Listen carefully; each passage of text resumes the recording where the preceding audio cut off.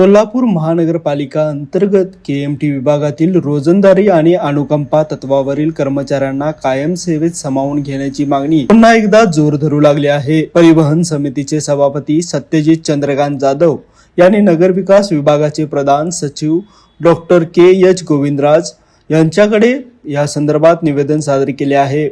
केएमटीतील रोजंदारी कर्मचाऱ्यांचा कायम सेवेबाबतचा प्रस्ताव तब्बल 2 वर्षापासून प्रलंबित असून अनुकंपा तत्वावरील कर्मचाऱ्यांच्या नियुक्तीबाबतचा प्रस्तावही अद्याप निर्णयाच्या प्रतीक्षेत आहे। यामुळे कर्मचाऱ्यांमध्ये तीव्र नाराजीचे वातावरण निर्माण झाले आहे। अल्प मानधनावर काम करणाऱ्या कर्मचाऱ्यांचे भवितव्य टांगणीला लागले असून याचा परिणाम केएमटीच्या दैनंदिन कामकाजावर होण्याची शक्यता व्यक्त होत आहे। प्रशासनाने संवेदनशीलता दाखवत तातडीने सकारात्मक निर्णय घ्यावा अशी मागणी सभापती जाधव यांनी केली आहे। सर्किट बेंच झालं, आता IT पार्क होणार। आपलं कोल्हापूर आता मेट्रो सिटी होणार। कोल्हापूर पासून हाकेच्या अंतरावर वडणगेमध्ये बुक करा सर्व सोयींनी युक्त प्लॉट आता फक्त 7 ते 9 लाखात।